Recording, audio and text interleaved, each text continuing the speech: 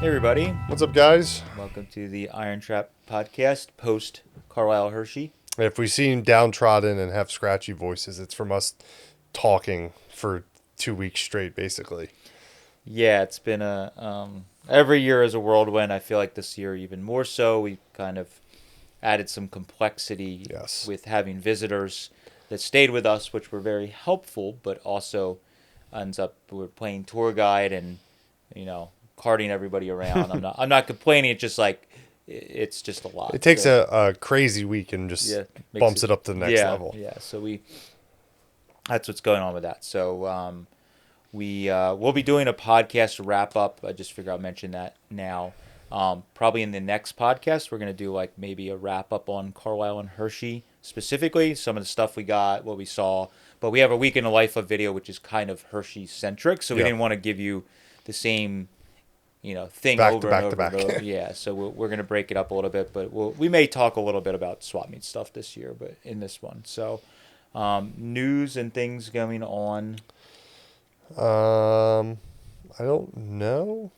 Can't think of anything. I'll The take only the only good thing while we were at Carlisle and Hershey this year, Luke was shipping packages, so we had a very consistent flow of things Mhm. going out the door. So if you bought anything on our website or off eBay, it was shipped in a timely manner this year. Yeah, everything was that was the goal with it was a kind of really good timing with hiring Luke. He kind of came to us luckily, but all of the timing I was like hesitant on bringing him on full time right away, and then we started Mike and I were talking about. I was like, well, one of our big bottlenecks is Carlisle and Hershey, and when we travel, things do not get shipped. People cancel orders or are not happy that sometimes it's 2 weeks till an order ships. Sometimes can be more. So this was a good proof of concept. Luke was already trained with shipping, Yep. so he was bouncing between the shows and the shop here, shipping packages, and everything went out as it should. So we were able to have, we were able to service customers that were not at Carlisle and Hershey, and then also at the shows we were there and selling, and Yep. so it was good. So we were really really happy about that. So that was good news.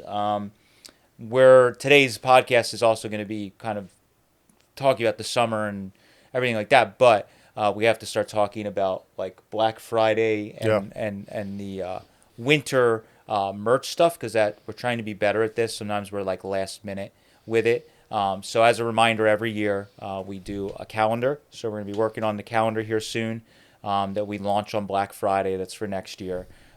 We always do a big restock of merch. Limited quantity of calendars is every year, so Yeah, make sure you get it on Black Friday early. Yeah. I have to say this every year because people still email like a week after Black Friday, like, I'd like to buy a calendar. Mm-hmm. We limit it to like 150 calendars. So make sure you order yours very early on Black Friday.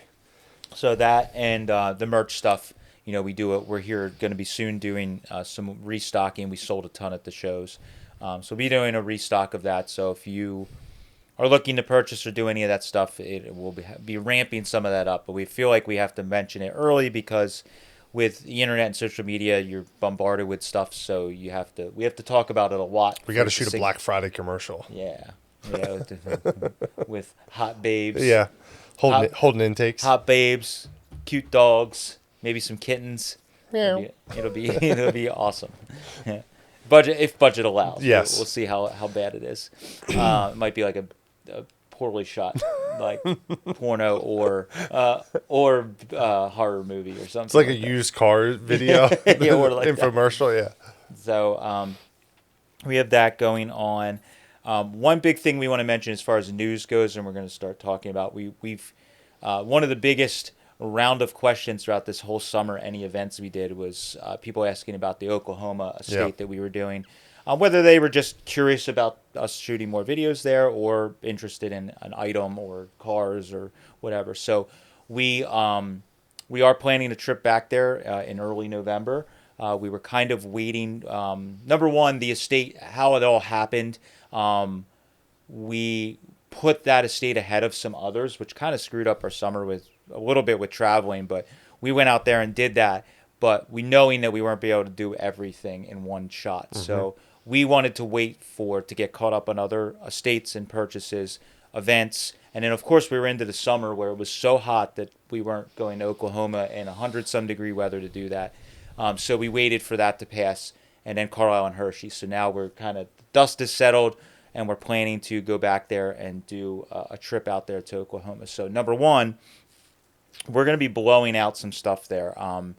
We, as far as manpower and just the dollars and cents of it, it doesn't make sense some of the rough stuff to bring all the way back home and sell it for, you know. It's basically a 24-hour drive home. Yeah. So with the cost to move the stuff, if the car's only worth $1,000 or $1,200 here, and then we drag it all the way home, and pay for a trailer to, it doesn't make sense. I'd rather sell it for $500 or $800 there, and we get the same amount of money in the end. So we're going to be giving some great deals on that stuff. We're going to be doing, some Facebook Marketplace ads, but we're going to be mentioning it on our videos, because if you are anywhere remotely near driving radius and you want a cheap carcass or complete car, Yeah. or pieces of car or parts or anything, we're going to probably be spending an entire week out there, kind of helping them clean up some and getting stuff. So we're going to be making the hard decision. A lot of stuff's going to be getting scrapped,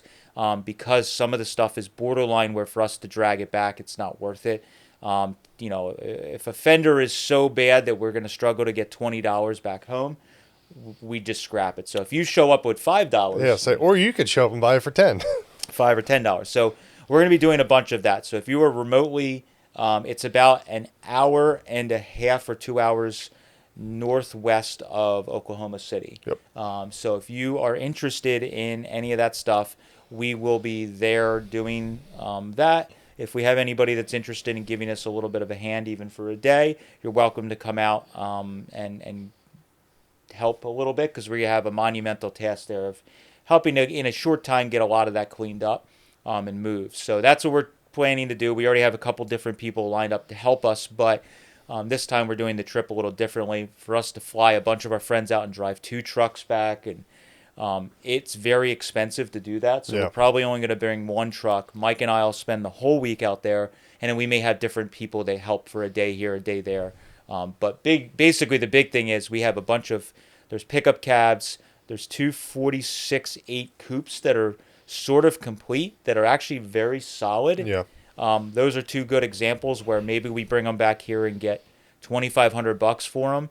But by the time we bring them back, pay for a trailer, pay for extra fuel to move them, store them, I'd rather sell them for $800 to someone out there, and you get a killer deal, and you can use the car. And most importantly, we don't scrap this stuff. That's the goal with all of this, is that we don't scrap. We scrap as little as possible. If it's a stomped on fender that's already rotten, yes, we're gonna have to scrap it. But there's some 35.6 2-door slantback bodies there that are borderline. 3 or 4 of them. They're borderline, but they are savable. And again, if somebody's going to give us $500 for a body, or whatever, after we drag it out, we don't know what some of this stuff's going to look like. Yeah. And there's all kinds of parts. So we're going to be doing, this is a weird one. We're going to actually be doing like an in-person type sales right from the estate, just to help us from having to scrap a bunch of stuff. Yeah, so our goal is to bring, we're going to probably rent a 26-foot box truck, and we're going to try and just whatever we can save that we'd like to bring back. Just 1 truck is what we're going to try to limit ourselves to. And then, of course, like all trips, we're probably going to plan stopping some places on the way home to make the most of that trip. So if we fill 2 trucks with rusty, questionable sheet metal, Very and then mediocre stuff. Yeah, like we got most of the really good stuff out, but like if we fill 2 trucks with just stuff that's super, super duper rough, or really, like Mike said, mediocre, then when we stop somewhere else in the Midwest and it's like really quality stuff, it's kind of like we're shooting ourselves in the foot. So we're going to save, if we need a second truck, it's going to be somewhere closer to home. Probably smaller. And we're going to be putting quality stuff in it. So that's the plan. So if you're interested and you're somewhere nearby, let us know. Yeah. We will be wheeling and dealing for very cheap. We'll put out an official dates here soon. We're just trying to solidify all the details, and we'll probably do a video. I'll probably edit a video for social media to show some of the stuff that's left that we didn't take for what's available for sale. Yeah. So it's bring your trailer, bring your winch. Definitely need Everything there needs a winch. Everything needs a winch. Please do not show up with a trailer without a winch. Yeah, you're going to need a winch if you're trying to drag a whole car on. Now, we're going to try and have a machine there. So if somebody needed we got to pick a pickup cab up, Yeah. or, a piece of a body, we can do that. But if it's a complete rolling car that may not roll, you're going to need a winch. Something with wheels at least. Yeah. So that's the plan. Just definitely hit us up. Send us an email if you're interested in anything or have questions ahead of time, because we've already had some people that were kind of half claiming things ahead of time, even before we had dates, like after the first trip. So we will watch the video again and so tell us if there's something you'd be interested in. So we can save as much of this as we can. So that's our big commercial for that. Yeah. Otherwise, any news that's going on is, show season is basically over. Ramping down. We always have a couple little events here or there we might hit that, we don't necessarily vend at. So that's, as far as news goes, we're kind of now looking forward to the fall and the winter and next year. So that's why we thought it would be a good discussion today on a summer or warm season wrap up for this year. It was by far the craziest one we've ever had, self-induced. Yes. So we figured we'd do a wrap up on what got done, what we could have done better, what we're looking to do for next year, and all that kind of stuff. So we're going to talk a little bit about some of the buying and stuff like that we did and things we got and how that all went. Now we have a property in the mix. We'll talk about some of that with the mill.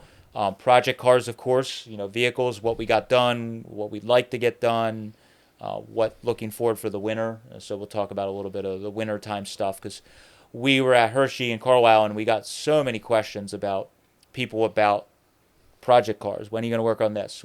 When can I come visit the mill? Was the number one most common question. I can't wait to come see the property when you guys are all set up. So we'll talk about a little bit of that, because I give a more definitive answer than maybe when you caught me in an aisle at Hershey. I might have given a broad, quick answer on it. So we're going to get into a little bit of that. Probably just start right from Spring Carlisle, because Oklahoma we've discussed a couple times. So from Spring Carlisle on was basically just madness of the building was our main distraction for May and the beginning of June. Yeah, so Oklahoma, obviously we had a huge influx of stuff, and it was extremely difficult.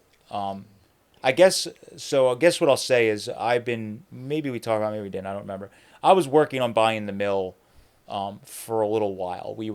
I went and looked at the property, I think before Hershey, the year before, and I was kind of hemming and hawing on making an offer of what I was going to do, and just my first time buying anything like this, so property, other than my home, it's a little different. It was trying to justify, do we want to make this jump? Do we need the space? Do we, blah, blah, blah, blah. So we got Oklahoma, and that pretty much just cemented, we really need to try and make that. Well, what happened first is we went to Chicago, and we bought that Model A, and we were driving back, and we had noticed that the property...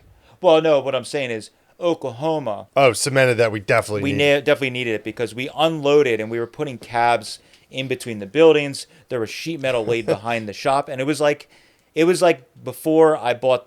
It was before we put the upstairs on here.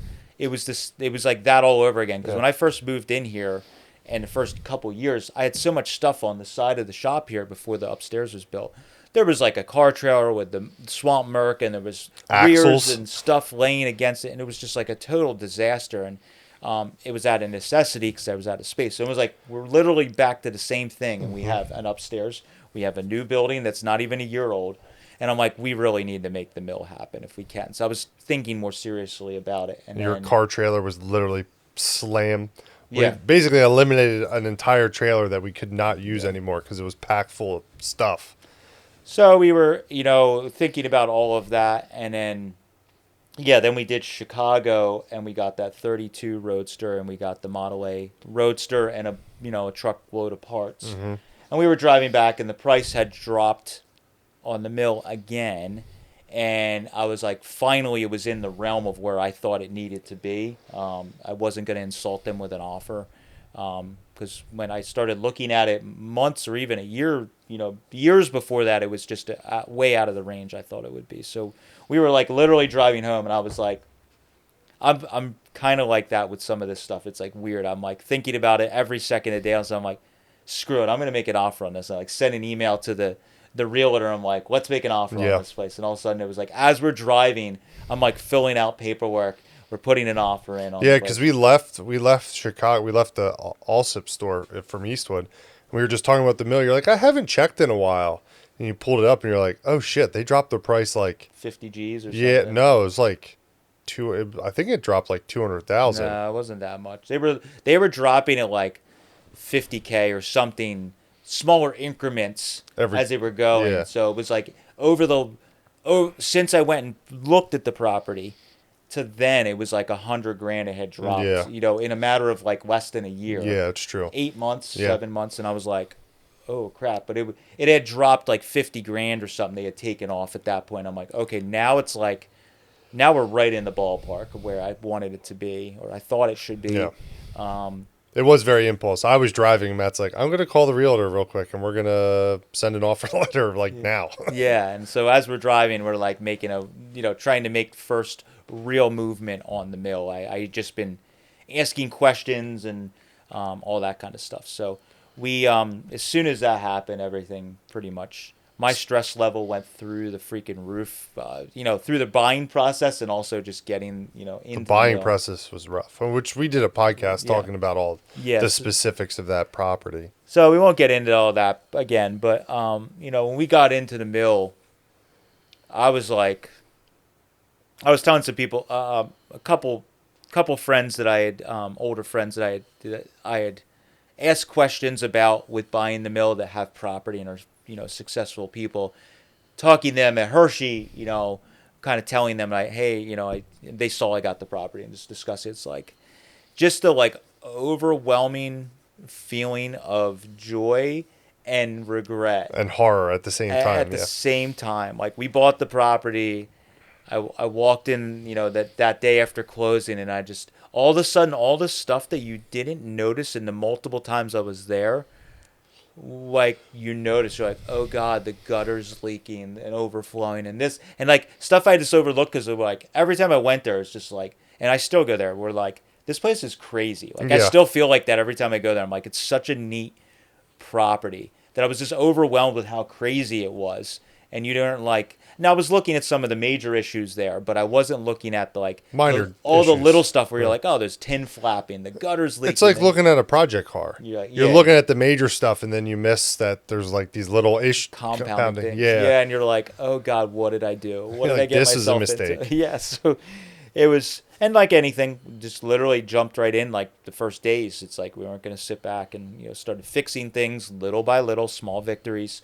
And just started doing that. But man, that was the first time in my life that I've never really been overwhelmed. I've always been good at being like, you just got to get to work and do it. But this was just like, holy crap. Juggling. You've always juggled multiple projects, but you've never juggled multiple projects of this scale. Yes. So, so looking back on it, I'm glad that I went right in on it.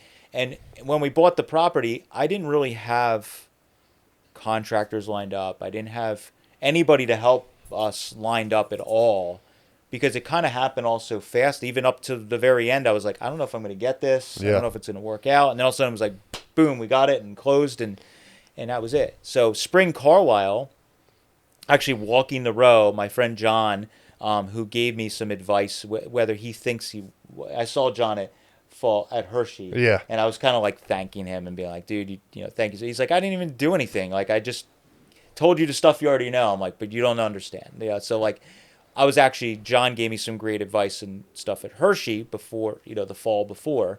Then at Spring Carlisle, I was literally standing in the row talking to him when I got the phone call that it was going to happen. They accepted the terms that we worked out in the offer and all this stuff. Because right before Spring Carlisle, it was like very... Didn't know if I was going to get it, and actually at Carlisle I was on the phone a bunch of times trying to work it all out, and we just had to do a different process for getting it. And it was like, I got the phone call within the week of Carlisle, me trying to make phone calls and work out what was going to happen. I then got the phone call like later in the week, like, hey, you got it. I'm literally standing with John, and he was like, hey, so whatever happened to that property? I got the call. I'm like, holy crap, I got it. And everything changed in that minute. It was like, boom. So, kind of, so Spring Carlisle was like the turning point for sure. It was like all of a sudden, it's like, oh, I got this property. And it drastically changed our plans for the summer as well, because like the one estate that we did at the beginning of the summer in Minnesota, we were kind of trying to push that off further into the summer because we just didn't have space to put anything.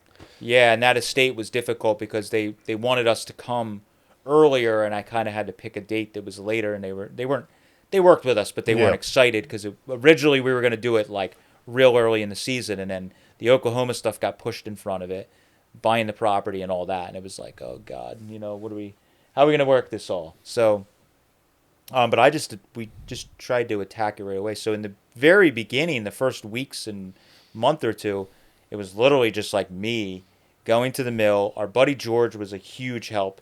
That he was willing to come out and help me tackle some of the stuff, and just having somebody who's good at that kind of stuff come and help me, it got me over that initial like fear of. It's like you have a friend come on a project car. I'm usually that friend that like a friend's afraid to cut something on the car because they got to patch some rust, and I just come in and I just I just come and blast it. So I come with the sawzall like, so that was that where George has done so much. He had the real world experience to give us the right advice. Yeah, the construction background. So he came the first handful of times working on it, was just like, all right, dude, we just got to do this. We got to do this, cut this. And we'll just start replacing boards on the outside of the building, where I was just like overwhelmed. I'm like, all these boards are rotted. How do we do? Are we going to have to take every board off the outside? He's like, no, just look at, he and I talked through it, and it was like a lot of it was like me having to talk through the process of like, okay, I don't have the money to restore this building back to day one. So we need to kind of fix it how it's been fixed for 150 years, where you attack the problem, you fix the problem, and it's not going to, like, we can't replace every single board, top to bottom. We need to cut out what's rotted and put pieces of board in. And yes, if we were trying to do some amazing restoration, it doesn't look great, but we're doing an amateur restoration. Yes. That's what we're doing. So a lot of that, George kind of talked me through a bunch of it, and it was way less scary once we started doing it. And then I was able to start tackling some of the stuff on my own without even having George there, because he kind of got me moving along. And then, I was doing a bunch of that with my nephew, myself, everyone,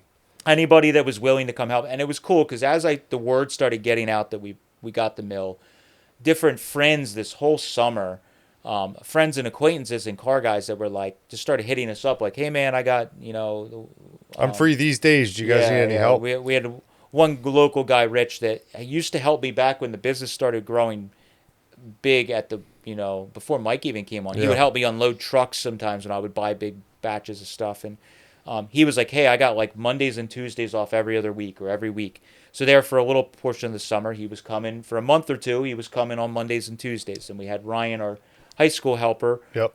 He had summer off before going to college. He was helping. So it was like, I was juggling all these people, had a couple friends that came and they were like, hey, I'm in between jobs. I start my new job in 3 weeks. You got anything for me? And they, we had a bunch of You're people. scraping shingles. Yeah. So we had taking feed bins down.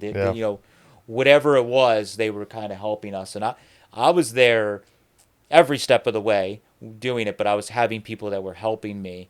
And then, as the summer progressed on, we had more people. The big thing that was really great is our friend Kurt, who actually vends behind us at Hershey.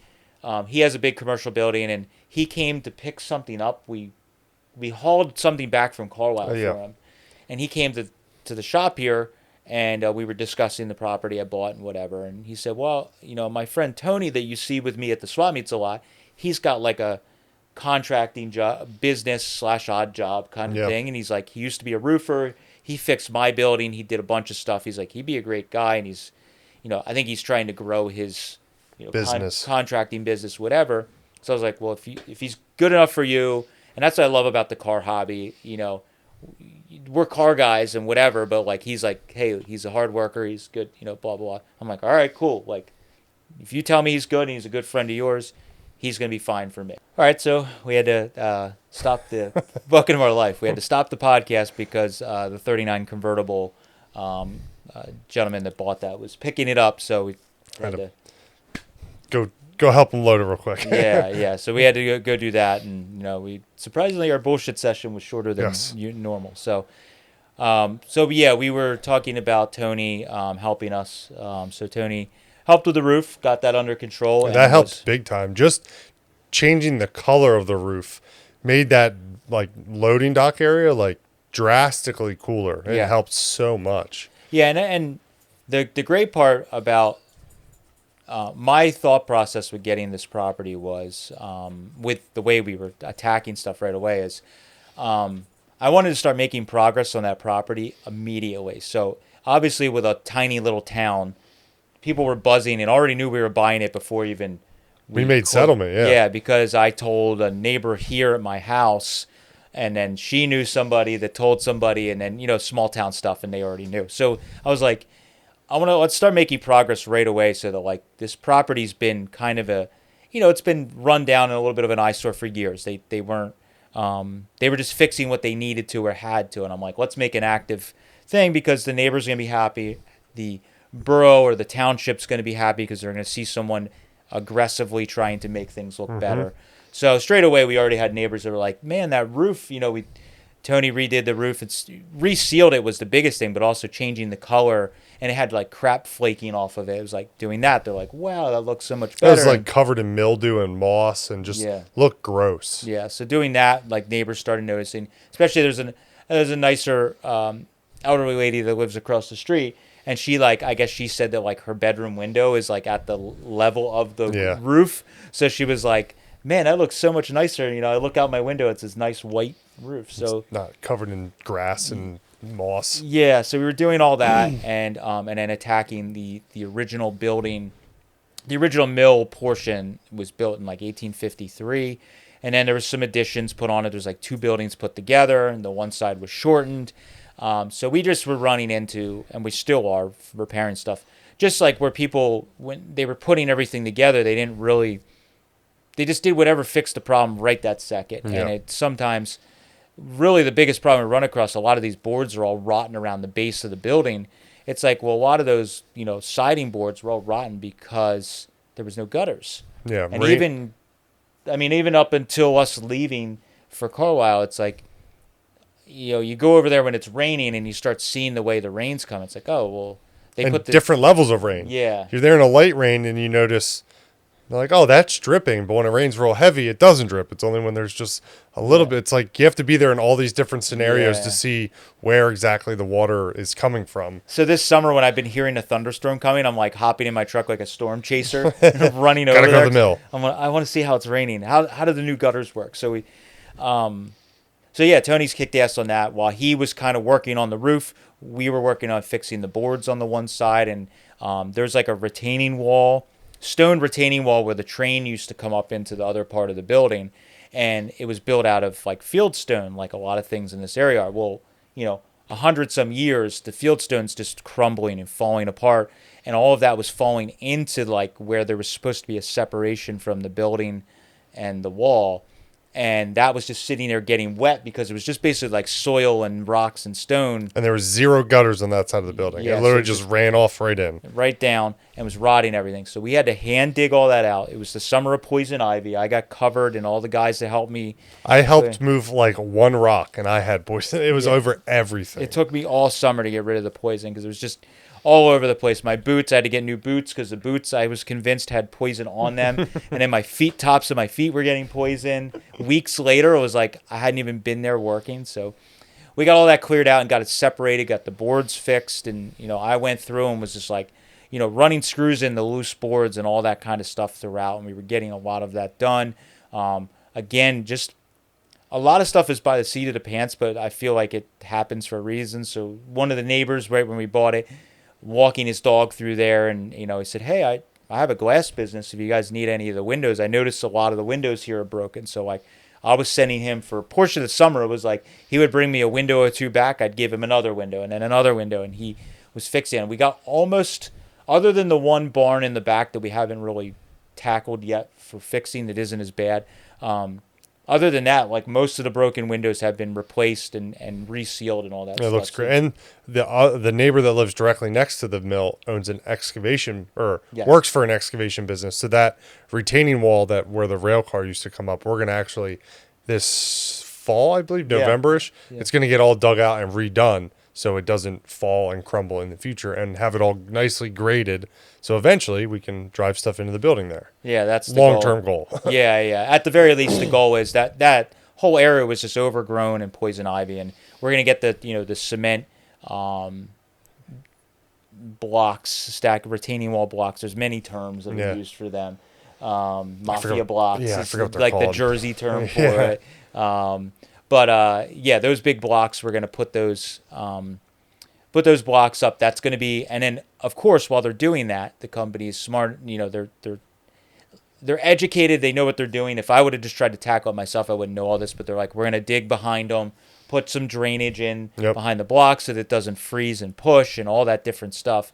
And then we're going to just put stone over that because no matter what, that area was kind of overgrown, hard to maintain, and we'd like to be able to, at the very least, park a trailer there or use that little space. I'm trying to think, the whole property, we're trying to think of like how can we maximize all the different little weird areas. So that area, it's like they never really were using it. It's like, so we put these block up. We already got the permit for that.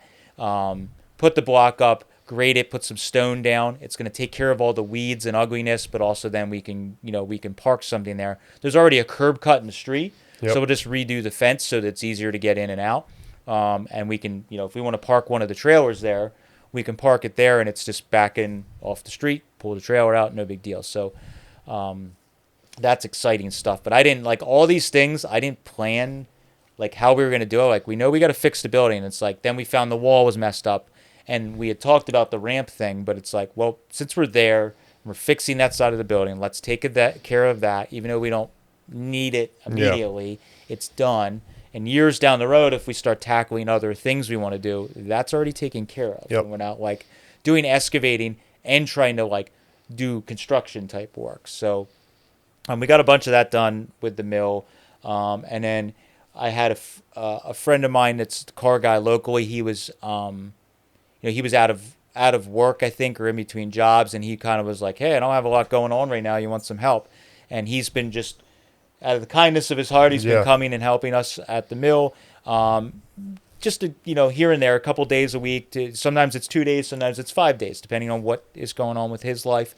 He's been helping us out. He's been killing it. Yeah, so he's been coming and doing all the like fiddly work. He's coming over and rebuilding the window sills and the door jambs. It's and all the trim around the windows too. So it's not like he's doing necessarily like we're replacing the whole wall and pouring a new concrete pad. Like he's more like, we're like, this side of the building, the window sills are all crappy. The windows are like crooked. It's like he's taking the window sills apart and we're reusing wood that's around the property. So he went up in the one building that they've been using for years and we're now using for the second floor for storing all the extra wood that they were around the property. So there's all kinds of extra like feed bins that they took apart years ago. There's pieces of the feed bin up there. So he's like taking the wood and he's like, well, this is great old wood that will match.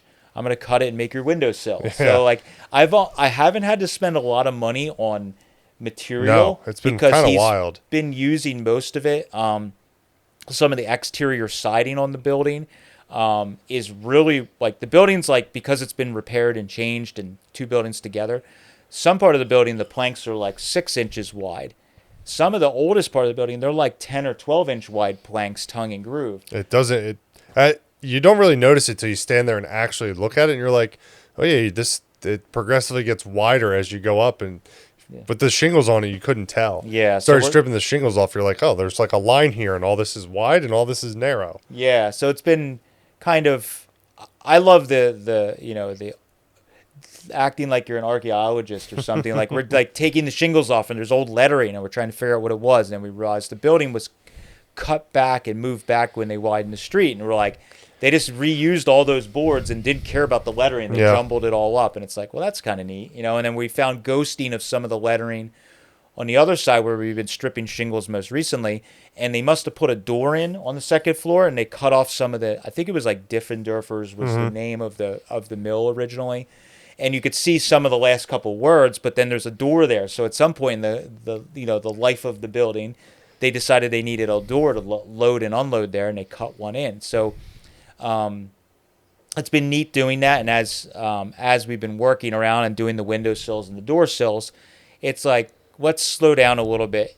The other side of the building, I was just trying to get it looking better, and I'm like, if we got to redo the windows, you don't really see it as close up. Whereas the other side, you're driving in the driveway. We're like, let's make it, for right now, let's make that the part that's a little better. So we had to actually we're going to re-floor the inside of that section, just put new boards down and make it all cohesive is the big thing. A lot of it's like they put patches in and whatever, but some of the original floorboards in there we found were the same width as the rest of what was on the outside of the building. I think they just took the outside skin and just laid it in as flooring because it's the same identical bead board. You're right. Yeah, you're right. So that board is all in good shape. It was dirty from people walking on it, but it wasn't weathered or rotten.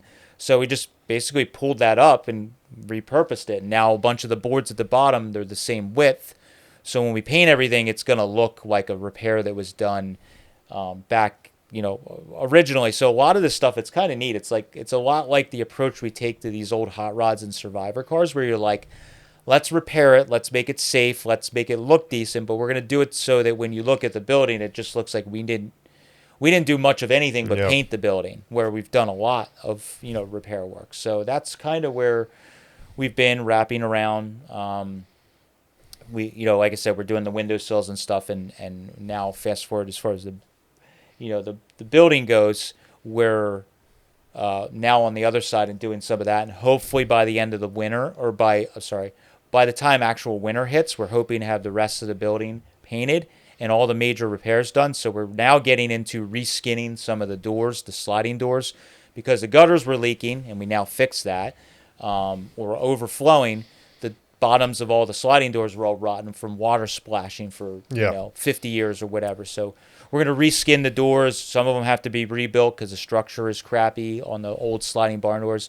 The one barn door, we're actually making it wider because we measured that little area, and we're like, you could put a car in here. Like, so anywhere that you could put a car, or even going to have a car, or have a body, like a project car, roller, or just a an old car body. It's like, well, let's make the door big enough now that you could slide it open and you could push a car up in there. We can, for storage, we just need areas to, because we never know with our inventory. It's like this summer, we, again, looking back, we had a lot of cars. A lot of cars this year, project cars. It was like, here before Carlisle, I'm like, we got to sell some cars. The bad part of the mill is you push it away and you forget about it. And it's all these hidden doors. We slide a door over and they're like, there's a car there. Oh, there's a body there. Oh, there's another car there. And like, there's 7 cars here and none of them are for sale right now. What's going on? Yeah, we got to get these cars sold because we're running out of space, and it's like, so that's what we're doing with the mill. It's like we're evaluating as we're going down. What are we going to do with this area, or how could we tweak this area with a little bit of work and make it way more usable? So that little area was just going to be like an entryway with the way the door was. It's like now you could slide it open and basically roll a car up in there, and we could store a car in there. Or engines, whatever. Something that we need forklifting with. Yeah, because the way the door was before, it like only opened, it was maybe 4 foot, and it's like, we could have got a pallet in there, but like it wasn't as easy. Where now we'll fix all that. We'll refloor it in there eventually. The floor is actually not bad in that section, but like we could put a car or project in there, no problem. And then on the rest of that section, you could still use it with all the man doors. We can just walk parts in and out of there. The other big thing that you guys got done towards the end of the season here is getting all the body panels upstairs. Majority of. We still have doors here, but fenders and hoods and running boards and big, not fun stuff is all at the mill now. Mm-hmm. The pallet racking we put in, it worked, but for the influx of body panels we got from the trip to Minnesota and Oklahoma, it didn't work well. It was just like stuff was falling off the shelves. It didn't fit on the shelves. So the upstairs of that rail car building is literally just body panels front to back. It It's is like there's a 100-foot lot. long building on the second floor, open So floor much. plan, and it's just all sheet metal. Yeah, so the goal for the rest of this year is to continue to organize to make it shoppable and for us to easily find stuff, because some on the shelves here there'd be fenders behind fenders and have to move 3 pairs to get to the pair that's sold. So as we organize, it'll be much more streamlined for us to find stuff, take photos, that kind of stuff. Yeah, we're trying to talk through. We probably slowed down a little bit. We were going to start moving some stuff over even real quickly, and we're like, let's wait. And so we're kind of moving the stuff a little more slower than I planned this summer. The sheet metal was a big thing. That area was dry, and we don't really need to do any repairs on that second floor. It's all mainly like the bottom of the boards where the gutters were just rotting the fascia boards off or whatever. That we're repairing a lot at windowsills, door opening, door sills and stuff.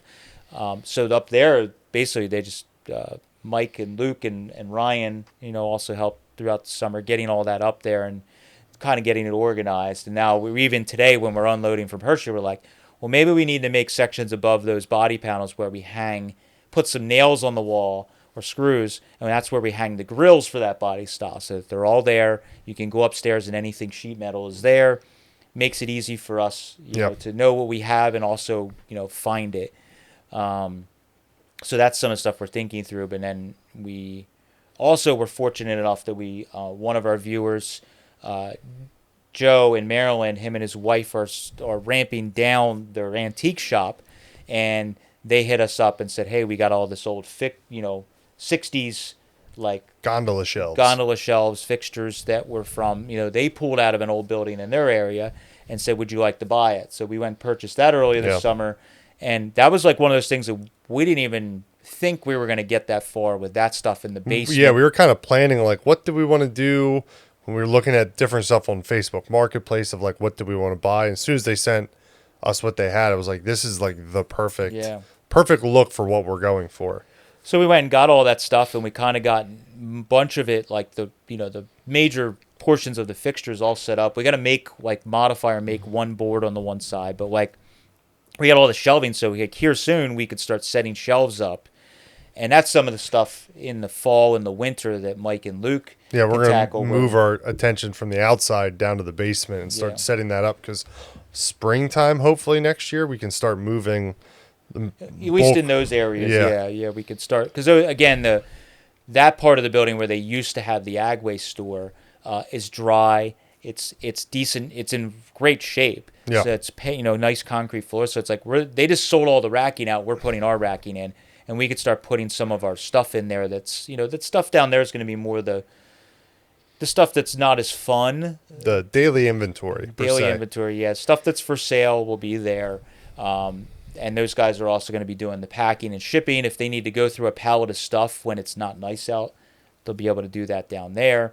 So we're working on some of that, and that'll be really good. I was surprised that we found that stuff. It took a big load off. And then Mike found the place, the downstairs is covered in pegboard. Yes. And we're like, man, they sold all the pegs and all the, what are we going to do? And then this summer was hunting on Facebook Marketplace. I found pegboard hooks from Joann's. I just happened to stop at one, and they were like $5 a bin, and I bought 22 bins of peg hooks. We have unlimited amount of peg hooks for everything we would ever need. It's gonna be awesome. And then I found those blue bins that fit perfectly on our shelves in Jersey. Paid like 10 cents a piece for them. And there's we're gonna have some left over. Yes, we're gonna be selling some of those at Jake's. Definitely. Yeah, there's 1,700 of them. So many, but they worked out. It's funny how all this stuff works out. We're like, oh, this guy has all these bins, and then Mike went and got them, and then we tried them on a shelf, and we're like, they're perfect. They're like perfect width, and it's like, so we start putting them out. Now on our racking, the problem is that we have all kinds of, smallish stuff, and you put it on a shelf where it should be, but when you got 25 of them, the pile spreads, they fall on the ground. Now we can have those bins, and you have, if it's a pair of spring perches, you zip tie or wire them together, and the 5 sets that are for sale are in that bin. And in the future, we can label the bins, because I know where vast majority of stuff is. say we hire another employee down the line, it helps aid them to learn where things are because it's just labeled. They don't have to be like wandering around aimlessly. It helps Matt because Yes. Matt's not as involved in all of that now. So now when I need something or a customer comes on a weekend or an evening or a friend and I want to help them out, even now I go in the other building. I'm like, I don't know where anything is. Let me I call feel Mike. like I'm a stranger in my own home. I'm like, what is going on here? So I usually calling Mike on like a Saturday at 3 o'clock. I'm like, dude, where are the fucking spring perches at? I'm all like, it's super annoyed. And he's like, they're right there in that green. Turn bin. left, take 3 steps forward, turn right, they're right in front of you. I'm like, I don't see him. He's like, oh no, behind that is the other bin. And I'm like, oh, okay. And then after the blue bins, I found foldable orchard crates. Oh, those are killer. That actually fit perfectly on the bottom shelf. So it's like everything will have its own bin and place and hopefully be way more organized than we are now. We're just stages. We were super unorganized at the other warehouse. Yeah. We're much more organized here, and now we're going to be hopefully Really the ultimate organization at the as much mill. as we can be. Yes. We're not Amazon. Here. We're all still scatterbrained at the end of the day. Yeah, everybody. We get a lot of people that message us or send us emails to be helpful. Like, you really should get some. You should look at how Amazon does their inventory system, and maybe I'm like, yeah, let us get robots. Yeah. And all this stuff, and what. Yeah, that's not. We're lucky if we just get bins with labels on them. If we do that, We're doing A-okay. we're doing plenty fine because any of our predecessors in this business that did this were never, all the guys we're buying from, they used to buy and sell to have these huge hoards. They weren't organized like that. The stuff was like, banana boxes with just whatever, and they knew in their head. So it's like we're trying to get it, much more organized. We just with everything going on, we need to get that way. And as I get older, I'm finding myself much more wanting things to be organized and cleaned up and cluttered, not that way. So it's like ultimately, if we think this through, we have all this racking and shelves and stuff, it's gonna be so nice to walk through and know what we have, find the stuff. We're not tripping over it, and that's how I think things in some of these estates we do. That's how they get out of control because you just don't know what you have, so you just keep buying, and it gets it's every which way. So it's like if we have a back stock and we have our stuff for sale, we know where to look for all that stuff. And it'll help us know while we're out picking. Like some of these estates, we don't buy everything. We just go in and buy a few things. And like if we have a better idea of our inventory of what we have in stock and back stock, we can purchase what we need to help fill those gaps. So as far as in retrospect for the summer, as far as talking about buying, I'd say we were, because of the mill, I was probably saying no a lot more. We got a lot of people that We really only did 2 big trips. We went to Minnesota and then the stuff in Long Island. Those are the only and Oklahoma. So, well, yeah. So 3. Yeah. 3 big ones, and then we do it, and that's where we do the week in the life of has been fantastic. We've been showing all the ones we never used to show, where we go and maybe I don't even buy the stuff, or we buy 2 things. We always show you that little bit of stuff. So we've done a handful of those. Oh yeah, there's like 5 or 6 smaller trips of buying this summer, but nothing like a truckload. Yeah, or we're buying we were buying a lot of cars this year. So there's a bunch of we bought a Model A Roadster, and it came with like a trailer load of parts. Yep. So we did a lot of that stuff, and a lot of that was just because we got plenty to sell. We don't need to be greedy. We'll talk about Hershey in another podcast, but both of us were fairly reserved for years past. We didn't buy as much as we would have previously because you pick an item up and you're like, it's a really good deal, but we have 10. Do we need another one? We really need to, and especially when it's, we'll get calls or emails where it's stuff, with states that's like, it looks fun, it looks like it'd be awesome, but it's like a lot of it's maybe just mechanical stuff that's like we have a ton of, and it's like to be distracted from working on the property and just trying to get everything organized is like it's gonna be another distraction. That'll be another week that we go and chase a bunch of stuff, and nothing gets done at the mill. We're not getting other stuff done. Not driving the cars. Yeah, that's a big thing. So, so for buying this year, the theme was definitely cars and projects. Yeah, there's a lot. The year's not over. We may still buy some more stuff, but we that seemed to be the theme for sure, and it's been great. It's been really fun to already some of the project cars that we found and bought and sold are already on the road. I mean, that's Hershey this year. Yeah. We bought the Model A and the 32 Roadster in Chicago. The gentleman came up to Luke at Hershey. Yep. And basically told him, like, look, this thing's running and driving. I did all this work this summer. Yeah, he's got it all in the road. Had to put a new engine in it, but he's been driving it. He had photos of himself at a couple car shows It's like, that he how took it to. crazy is that? I think we bought that in the end of March.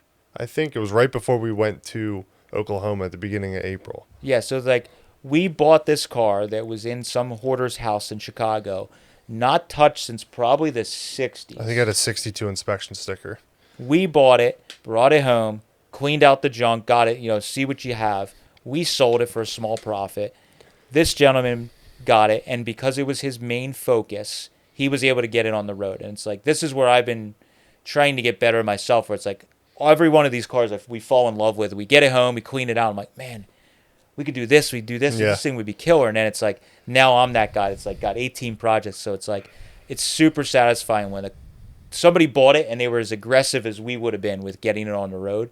And that just makes it so much better. It's so amazing, yeah. So that guy saying that and then Luke telling us, I'm like, man, that's so cool, because that guy put on the road, that car didn't get, squirreled away in another garage for another 50 years. Or take it apart like we've done in other podcasts, talk about how people tend to take it apart. I'm going to restore it one day. The guy just is enjoying it as it is, and he did the work to get it back on the road. So we've had a handful of those.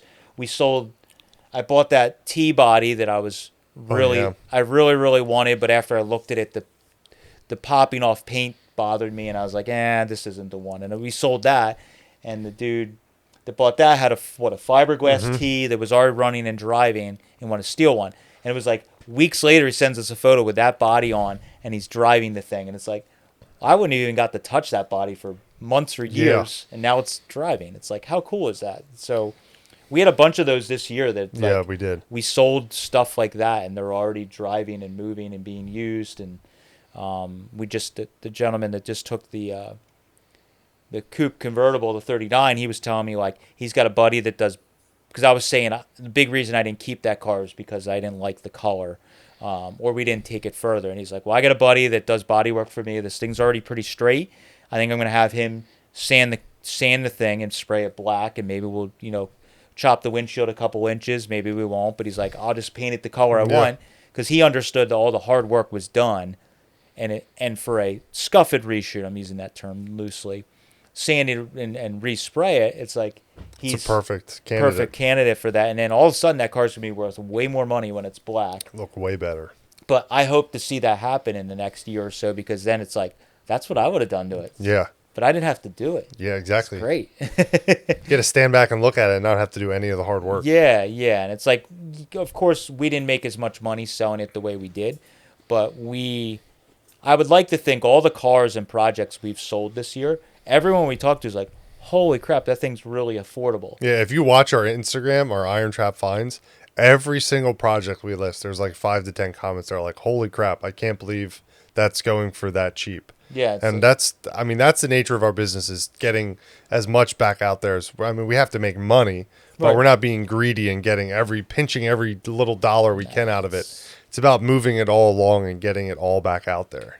Yeah, I say the term all the time, and when people ask us, it's we buy it right and we sell it affordable. Mm-hmm. So that's why when we're dealing with these estates, I can't overpay for stuff. It's like we go in with an honest, we're running a business, we have to buy this affordably. If we can buy it at the right price, and then we sell the stuff affordably, because we want to keep finding the stuff, and we want to keep putting more of this stuff out there in the world, on cars, getting used, getting enjoyed. And if we sit there and put the crazy price on every car, the Hershey price on every car, every part, it makes it so painful for selling cars too, because it's like, then you deal with 100 people. That car, if we put $40K on that car, it's like people would have been like, okay, maybe it's worth that. But then every person that came to look at it would have been like, oh, well, the carb needs rebuilt. The car ran and moved, but it sat for a while, so the carb needs to be rebuilt. The fuel probably needs to be drained. And it's like, you come and you see a car that's that dollar amount, you're going to expect everything to be perfect. And it's like, we just price it at the point where, like, he just came and got it. He wasn't like, he didn't even have to hear it run. He knew it was such a good deal. And it's like, that's how I buy stuff. So Yep. if we want that for the customer, the same way. So when we sold that 39 coupe, or what is it, 39 coupe at Carlisle, everyone was like, I can't believe it's so cheap, and blah, blah, blah, blah. And it's like, well, we want the first guy that's actually genuinely interested to buy it. That's what happened. And we want to haggle hundreds of dollars, not Yes. we don't need to cut a price in half because we're too expensive. It's like, that's just the no bullshit price is what I call it. We put it at the price that's no bullshit. Yep. Yes, we'll haggle a tiny bit because Yeah. there's always haggling, but we don't need to, we don't need to fish it out there and take it home and bring it to Carlisle 3 years in a row. Yeah, the goal is to make it leave. I want to find more neat stuff. Yes. I want to dig more neat stuff out into the daylight. Because at the end of the day, we want to sell the car because there's a very good possibility someone is going to buy a car at one of these swap meets, and we need the space to get it home. Yeah, exactly. Yeah, that is also the problem. We more oftentimes than not, we buy enough stuff that the trailer is just as full coming home as it was when we got there, and we sell a lot. It's Yes. So so when we're doing all that, and it's it's good to get the stuff out there. So I feel like this year especially, we've been maturing as a business goes, and as hobbyists, but business people, where we're like thinking about the pricing, thinking more carefully about how we set up the booth at Carlisle, what we're bringing, what we're that kind of stuff. Where other years we were kind of just like, whatever, just Throw some shit in the trailer. And now it's like, every year our booth gets more organized at Hershey, and Carlisle, which Mike's been doing a great job of. Is like, here's the little section of tools. And when people come in our booth at Hershey, when I was watching the booth, I didn't even really know what was going on for setting the booth up. But I knew that all the tools were right there, and a guy came over and said, hey, I'm looking for XYZ K.R. Wilson tool. If we have it didn't sell, it'd be over in that corner. The guy looks, it's not there, and he moves on. I'm not calling Mike, trying to look around. Is it in the trailer, or is it in the bin? That was the goal for this year as well, because we did have, Luke was new. He does know car parts, but doesn't know every little nut and bolt. And we had so many people helping us. It was like, let's just set it up as foolproof as possible. Mm-hmm. All the tools go here. And we generally did that before, but with like the early Ford parts, I kind of spread it around the booth. So sometimes there was duplicates on different ends so people could just look around. But this year it was like, this is what we have for GM parts. This is the early Ford smalls. This is the books, and just, it was very cut and dry. And if it's not there, we don't have it with us. Sorry. Yeah, that's it. So it worked out. It worked out very good. We were also getting better with this year at those big swap meets, because they are local enough to us we can go home. I do go home every night for all of them. We've been doing very well in the last year or two, especially this year. I think we did the best at it. Yes. Where guys come in the booth and they go, I'm looking for XYZ, and it's like something we wouldn't bring, maybe something big or whatever. And Mike's like, well, I have it at the shop. I can bring it. If you're going to be here at the swap tomorrow, I'll just Here's bring the photos. Take a look at it. If you want it, let me know. And every day I'd make a running list in my phone of, get back to the shop. These are the items I need to find. Put them in the truck. We'll have them for tomorrow. Yeah. So we had a guy that at Fall Carlisle that I buy stuff from most years, where I ended up working a deal to buy a whole, bulk buy of stuff out of his booth. It's a really nice 32 right behind grill. that, there's a beautiful 32 grill, which was the main thing I wanted out of the batch. But anyways, we ended up trading money around. I bought a whole pile of stuff from him for a bit of money, and he goes, well, you guys got any 30 after we're done? He's like, you guys got any 35.6 pickup stuff? I'm like, yeah, we got a ton of it. We got a bunch earlier this year. What do you need? Starts telling us, it's like, we have a bunch of that. Some of it's at the shop. I'll come by the booth tomorrow morning first thing. So we bought stuff. He ended up handing me, maybe not half, but close to half my money back, because he bought a bunch of stuff. But we brought it in for him. It wasn't like, next week or whatever. So we've been doing well with bringing parts when somebody wants them back. And it's much more convenient now that they're here, to go to the old warehouse in Pottstown. It was a bit of a process to shut the alarm off, get to our stuff, find it. The lighting wasn't very great. And it was not really on the way. It was very out of the way, yeah. So now that the parts are here, Matt comes home to and from every day for Carlisle. So it's like, I have to drop him off anyway. Parts are right here. Just grab them, keep going. And with Luke, it was nice. Before in the past, I would just take the parts off the table as they sold on eBay, and they'd go in the trailer. And then when I'd have to come around to ship them, I'd have to find them. So now it was like I just take it right off the table, put it in my truck, it come right home, go right out for shipping. It was everything was streamlined. Much more streamlined. As much as we're idiots, we Yes. still are making progress. But this year with that stuff, I think we're getting a lot better, being more thoughtful about that stuff. I'm trying to be better at being more tactical and looking forward into what the long-term goal is instead of being short-sighted. So getting the mill was kind of where the turning point was for me of thinking that way.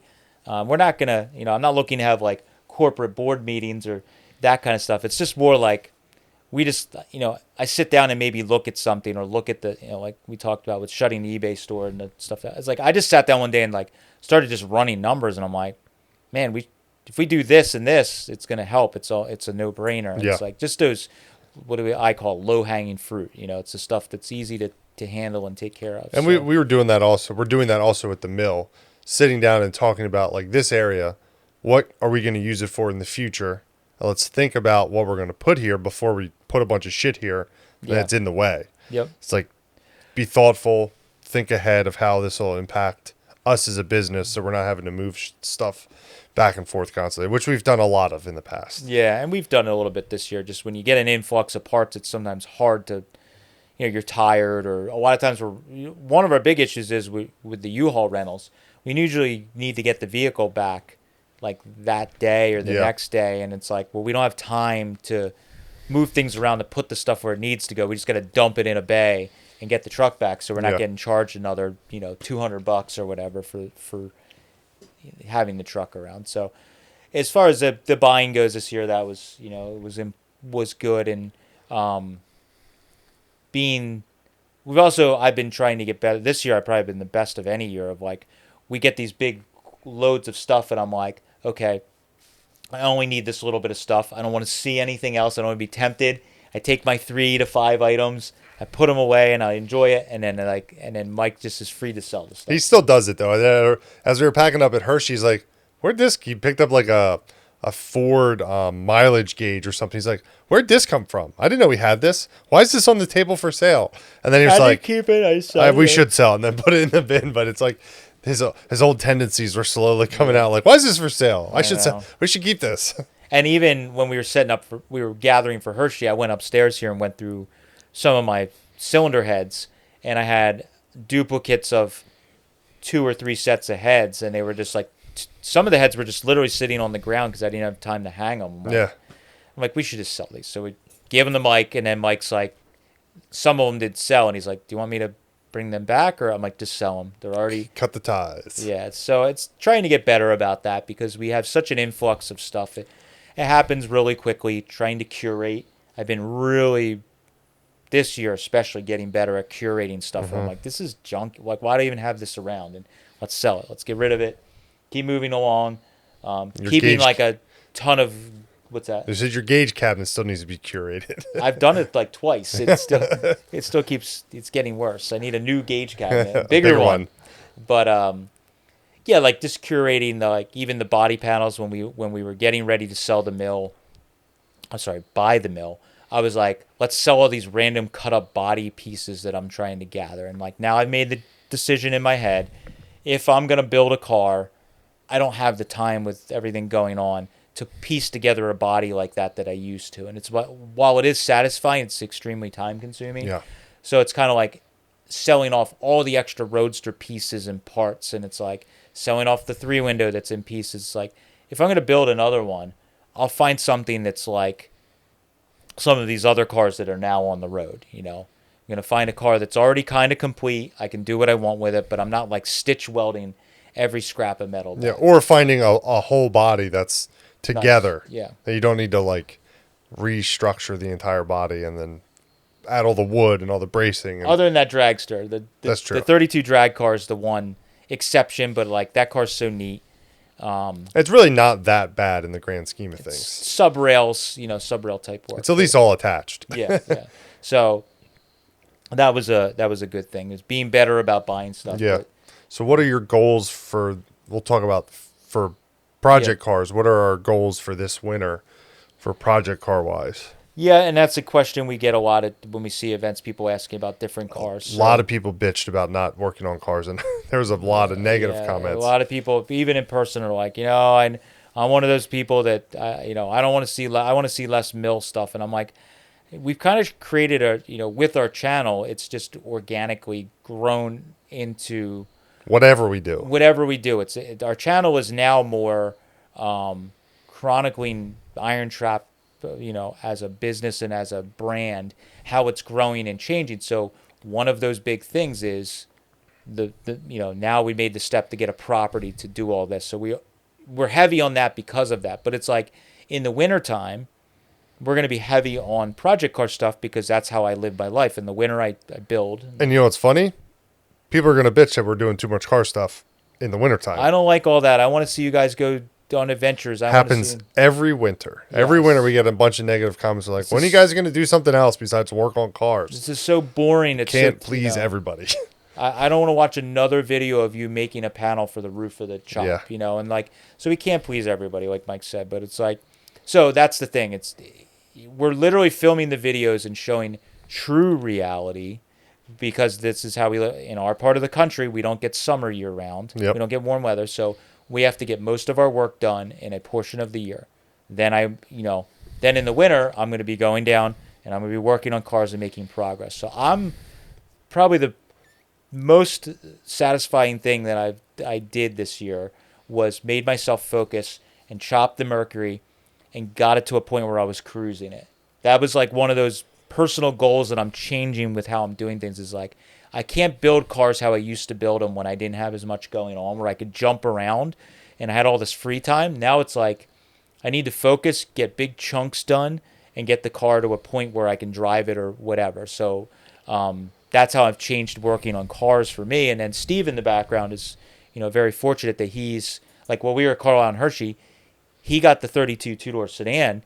That thing's darn near to the point where we could just get in it and just drive it, like this fall or even in the spring. So now it's changing the way we're doing it, where I knocked out the exhaust, a bunch of the like more involved stuff, and then Steve's handling that stuff. And then now we're like, just before the podcast, we're like, well, maybe we should just send this car for interior this winter. And then next year, the car's basically like, we just drive it. There's no like figuring out different stuff. It's just, so this winter, the low-hanging fruit for project cars, the Mercury was one that I just needed to get done because it had been years of me talking about chopping. I'm like, either, shit or get off the pot. About to say that. So it's like, I chopped it. I'm super stoked on the car.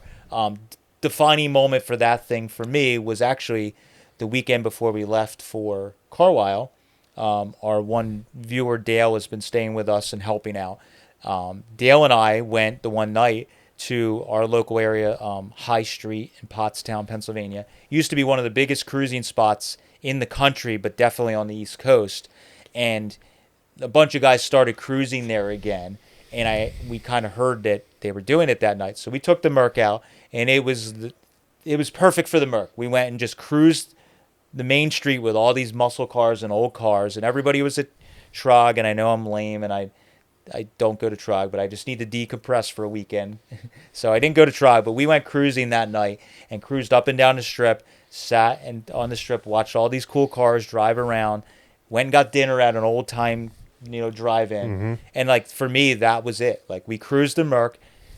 It was a perfect weather, and the Merc was, parking it out in a cool spot and just having people look at it. And and there's also, if you don't follow us on Facebook or Instagram, go check it out. Matt posted a before and after photo, which is literally sitting, I think it was in the calendar this past year that we did. It's sitting in front of the Hilltop Burgers sign.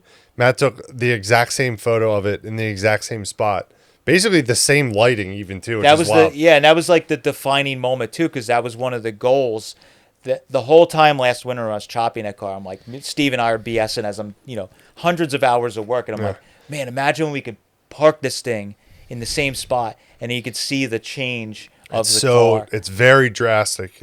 Go to Facebook, check the photo out. It's amazing. Yeah, it doesn't look, or Instagram, it doesn't look like the same car. I mean, it does, but it doesn't. And it's like, Dale and I got there and it was still light out. And then we went in and ate, and then it started getting dark, and it was like twilight. And I walked out, looked at the old phone, I'm like, this is like the same sunset and everything. So I quick snapped the photo and I'm like, this is perfect. Perfect. So, Yeah. That'll be in this year's calendar. Definitely. Yeah, definitely. So that was like the defining moment for that car that made all those hours worthwhile that I got to, we took it to Wheels of Time and some of the goals, but like I just hopped in it and drove it. We got most of the bugs worked out on the car where it was just like, I just drove the thing on the highway in traffic. I used that car a bunch this year and all the stuff I did to it, it's 90%, good again. So that's what I want to do this year, this winter. So I'm going to probably focus on the Arden car is the big one. I also want to get better at, now that we got more help, we don't have to have Steve doing other things. Like Steve's helping us run the booth, empty the trailer, doing all this stuff that's like not what that's the best thing for him to do. So like this year he stayed back at Carlisle and Hershey and just got a bulk amount of work done on the 32 two-door sedan, and it's really good. So like same this winter, I wanted to try and give Steve some of the cars that are running and driving, or maybe there's like anything, there's problems that happen. So the 38 convertible has a really bad rear main seal leak. It's terrible. It leaks almost as bad as my car whenever there's no oil pan gasket in the front. It was like kind of bad when we first got on the road last summer. This summer, I took it to dinner at Wheels of Time. I used it as my commuter car for Wheels of Time one day. And we went to dinner, and I like got out of the car and let it idle. I don't remember why. Maybe I don't know. But I got out and I like looked under the car and it was like drip, drip, drip out of the rear main. So I'm like, whoa, this is bad. And you could smell oil like burning on the exhaust. I'm like, so that needs to be fixed. We re-gasketed everything but that. We kind of foolishly forgot. And so we need to do that. So we're going to probably pull it, So Steve's going to be doing a bunch of that work where it's like I can help him for an hour or two to like physically slide the rear out and slide the rear back in. And then he can do all the work of, Not the same rear though. We have a Columbia for that car. Of course, Columbia rear, of course. So that's been the theme, is putting Columbias under anything. Yeah. And it's like, while we're there, we might as well do it. Yep. So Steve's going to be doing a lot of that stuff where we're going to tackle, that car's running great. We got a lot of the bugs worked out. I think I'm going to notch the rear frame rail on that. So, like, I'll be involved for a day or two welding in the frame notches and some of that stuff. And then Steve will continue on with what he's doing. And then that car will be better next year. I'd like to we got a bunch of really good parts for that car at the Long Island estate this year. So the 38 convertible, I got the stainless trim that we need to put all the stainless back on the body, which I think is going to be really cool. Not all of it, but like much like the Merc, just the piece that runs down. The main body line. The main body line. Put that back on. I got a better hood, so modify that hood for the hood latch, and then get that hood fitting better and maybe try and gap it. So some of that stuff depends on how, everything goes with me, with my timeline, if I can do some of that work. But the Arden car, the 33, also I did a lot of the heavy lifting years ago, previous winters. So that car might have some periods of time where I don't need to, it's not going to be like the Merc where I need to like focus for a whole winter. Like I need to gap the doors. Like the door fitment is too tight around this, the gap. So I need to cut the door itself and re-gap the door. Well, that's like stuff that's like maybe a week or two's worth, but it's not work. It's not the whole winter.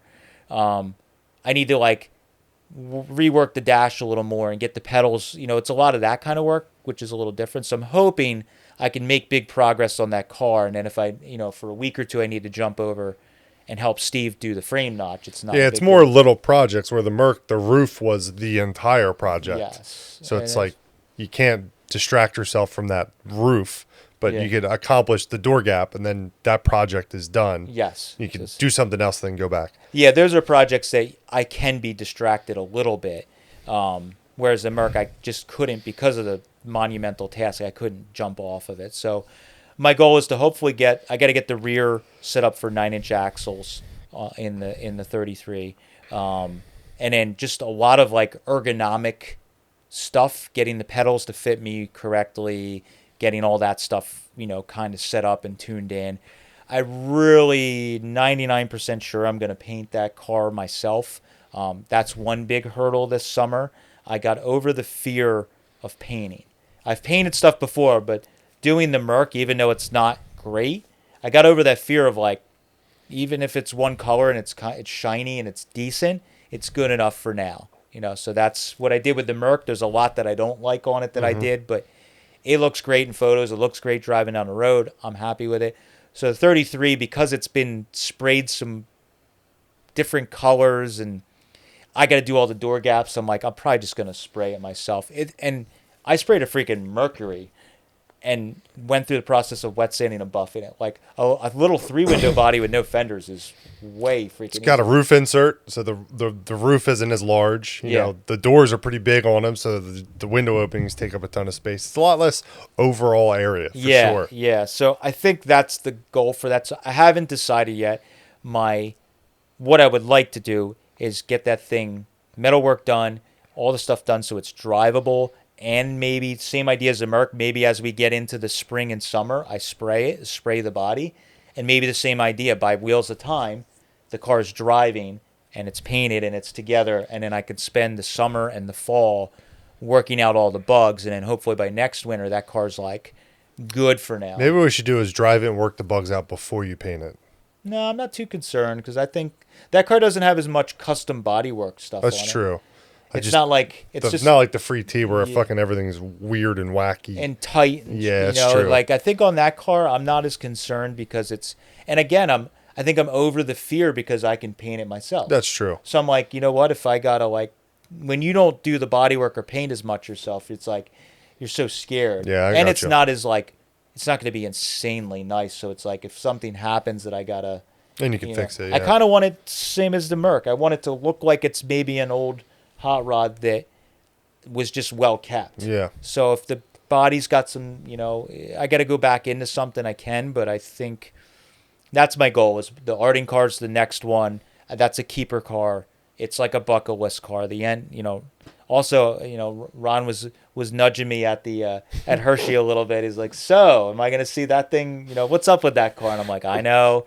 It's the next one." So, for me, I'm gonna focus on that car this winter. There may be some times of where I get off of it just because of, the rear's away or this is away. But I'm gonna try and keep moving. So even if the rear has to go away to get redone, maybe we'll just slide a stock banjo under it so I can continue to move on the car.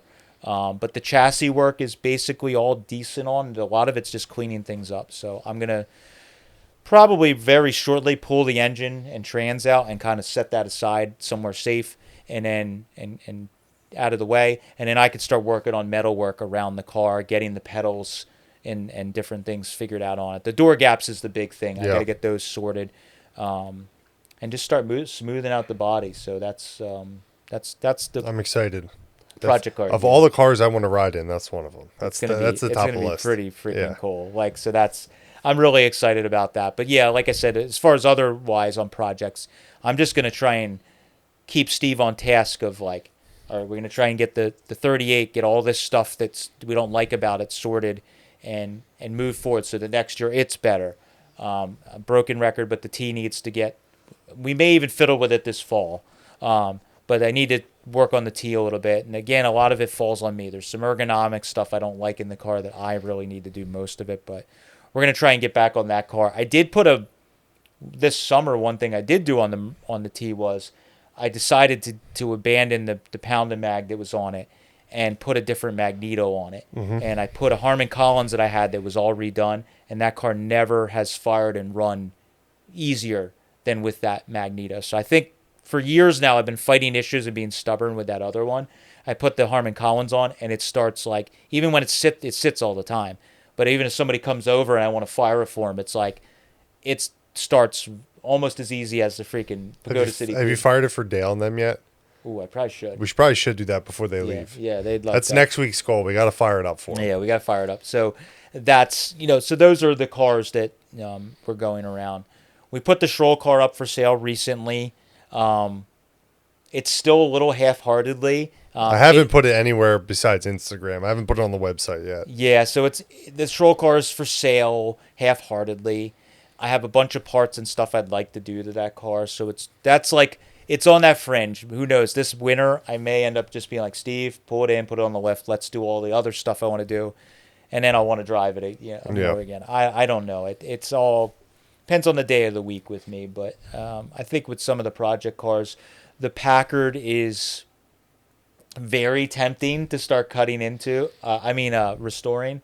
And He did upset some people at Hershey. oh yeah, yeah. So at Hershey, Well, actually, we'll say that for the Hershey podcast. We'll talk about that.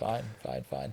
But yes. while we were sitting at Hershey, he goes, "Man, I really want to start on that like next week." Yeah. So, but we did. I did get some items for the Packard. But again, trying to not be my old self where I just start on that project. I'm like, it's just gonna sit. It worked out really well with the Merc. A lot of people were surprised or comment on how nice the Merc flows. I'm pretty proud of that. You won't hear me Boast too often. I think I fucking nailed it. I think the roof line, the window shape, the side, like all that, I as far as I'm concerned for what I was going for, I nailed it. And I've had a bunch of people that said that and they were maybe surprised and really it was just proper planning. I looked at 1,000 photos for 2-3 years of all the cars that I liked or things I didn't like, and I gathered all that information and put something together that was the best of what I could do with my skill level and eye.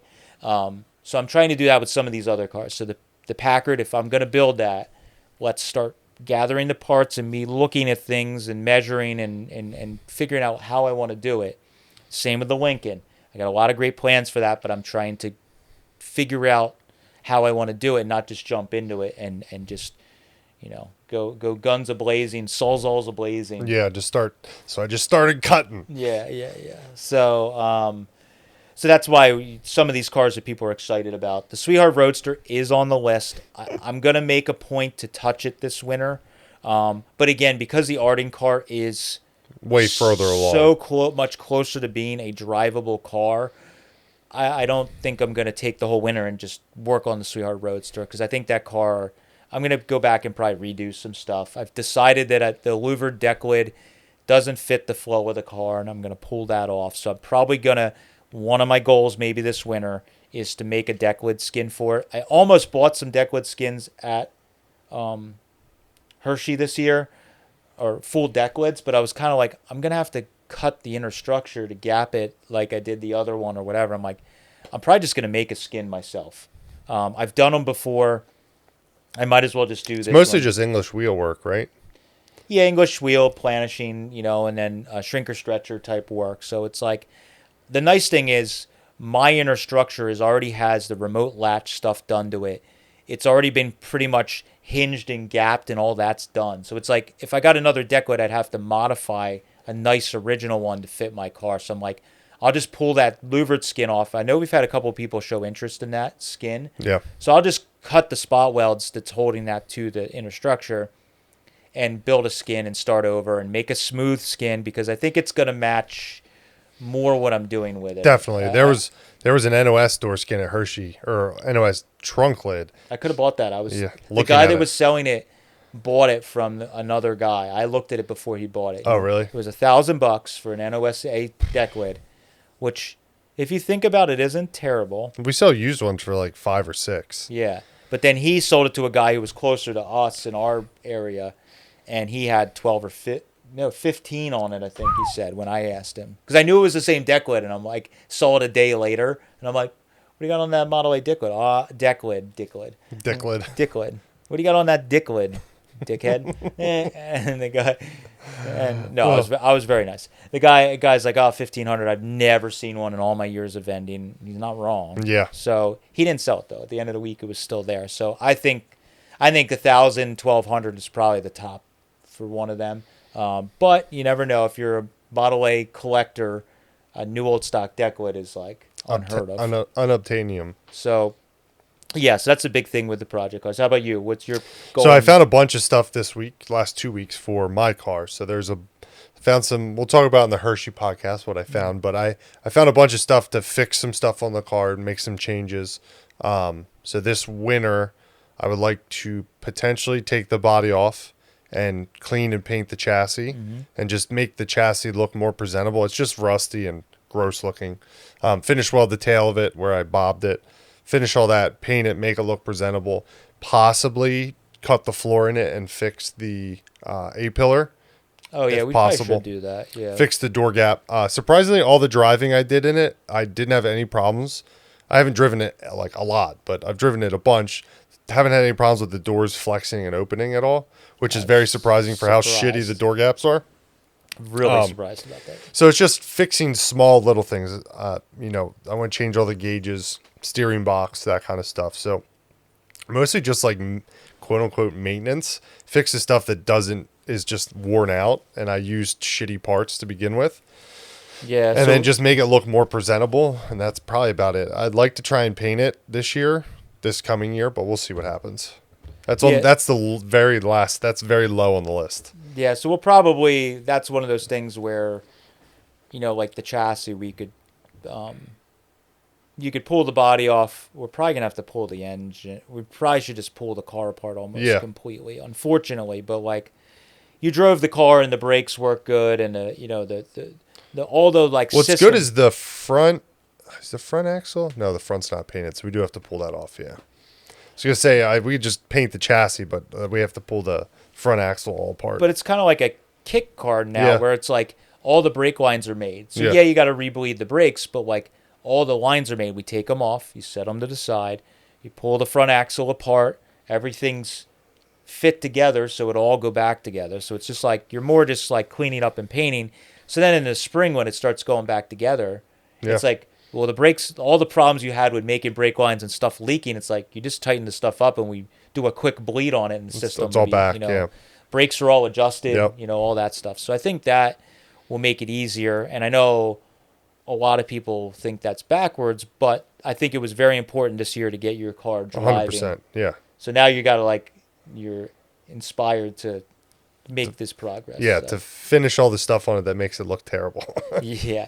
And the great thing with getting the mill now this winter is we can move a bunch of stuff to the mill for the winter out of the way so that like whatever these cars are that we're talking about, we can basically have like 3 cars. Yep. So like the Packard's a good example. That runs and drives. I'll just drive the Packard to the mill. We'll put it in one of our bays that's at the mill out of the way. Yep. And it can just sit there for the winter. And then, you know, like the Lincoln, we could take the Lincoln and move it and then put some stuff upstairs if we need to. And my goal would be, in looking forward in the shop, is to get the shop where it's just like the 3 cars we're working on. So if Steve's working on a car trying to do maintenance or fixing things up, I got my metal project I'm doing here, and then Mike's got his car there.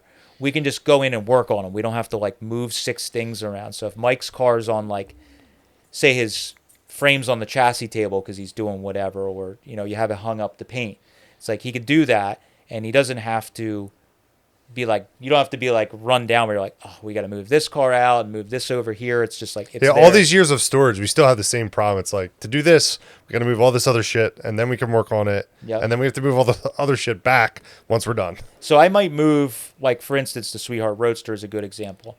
I might move the Sweetheart Roadster into the other pole barn just to get it out of the way so that we can spread out, and I can have the 3-window there, maybe your car next to it or somewhere in there.